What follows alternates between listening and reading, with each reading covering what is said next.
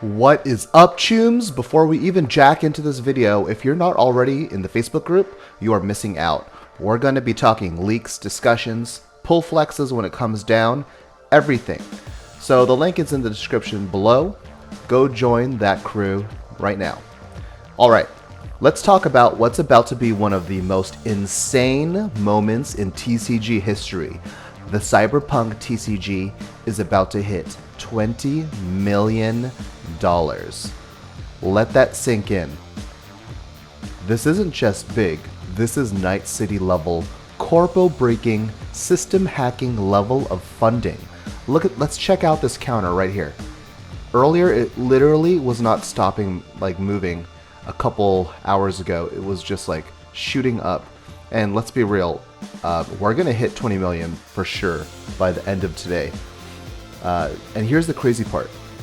This game has already shattered every record. It blew past 15 million, becoming the most funded tabletop ever on Kickstarter. Not TCG, tabletop game. And before that, the previous TCG king was Altered TCG, which pulled around 7 million in its campaign. That was the #1 TCG on Kickstarter, you guys. It beat that within a day. It blew past that. It's absolutely insane. And Cyberpunk didn't just beat it, it flatlined it. And guess what? We still have 5 days left in this campaign. Right over here. And if you know crowdfunding, you know what's coming. Those last 48 hours, that's where the fence sitters, I'll think about it, they get hit with that max FOMO. I'm calling it right now. This thing's going to blow past 20 million like a boosted edge runner on Chrome overload. Let's talk about the 20 million stretch goal, which we for sure are about to get. Let's check it out. Yeah, the 20 million stretch goal, it's the Nova Rare Lucy card. This thing is preem. That art is absolutely stunning. Like binder level, centerpiece level, you know what I mean? I already know that this is going straight into my collection. Front page, no questions asked. Ask? Now here's what I'm thinking. What do they drop next to push this even higher?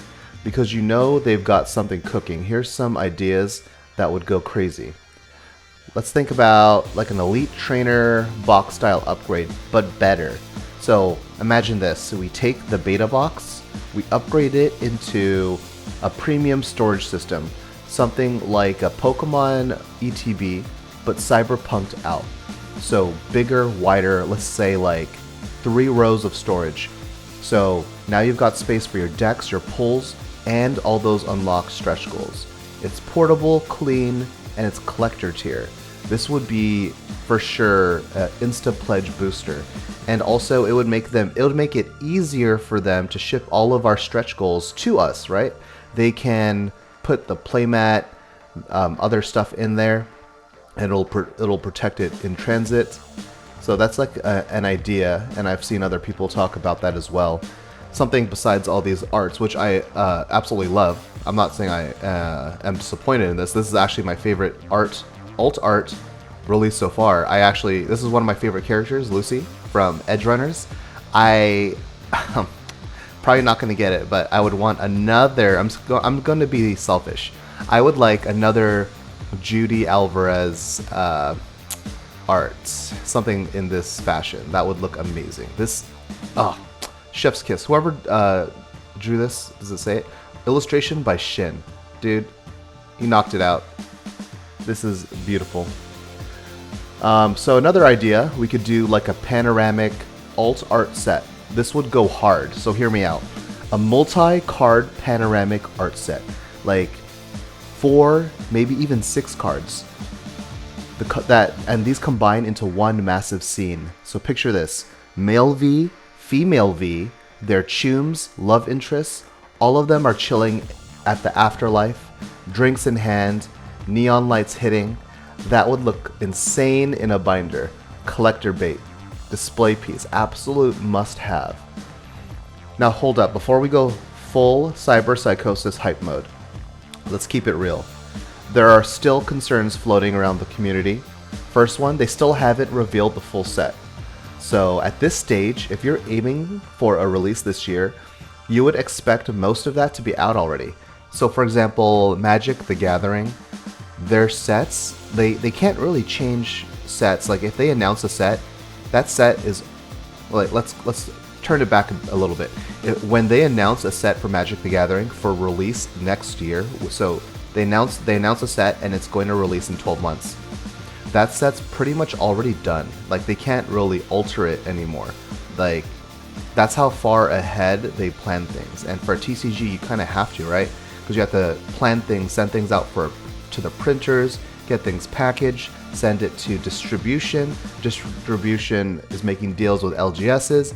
So all that takes time. So either they have the full set and they just haven't spoiled it for some reason, and they're going to meet their end of 2026 release date, or they have not completed the full set and they are not going to hit the planned 2026 release date. If they have not completed the set yet, it's most likely going to be mid 2027 or end of 2027. Let's be real. So that is something to be concerned about. I'm not gonna lie. Second, people are cautious because we've seen what can happen in this space, right? Look at Altered TCG. Huge hype, record-breaking start, and it held the record for the most money a TCG has made before this game. And now, the game is basically shut down after struggling to maintain momentum and funding long-term, right? So that's got some backers thinking, okay, this looks amazing, but can they deliver long-term? Are they able to keep the momentum going? So that is something you guys have to think about. Third concern, a lot of people want even more clarity on pull rates, card distribution, long-term support, and the organized play. Stuff that matters if this game is going to be more than a one-time hype wave. So I'll just kind of brush over what that means. We can make another video about this, but I want to get more facts before I talk about it. So LGSs obviously are like the lifeblood of a TCG, and they need product and support to keep the game going. Otherwise, why would they carry product or throw events, right? So they have that retail box that has 24 packs. It has 31 iconic rares that are only in the retail box.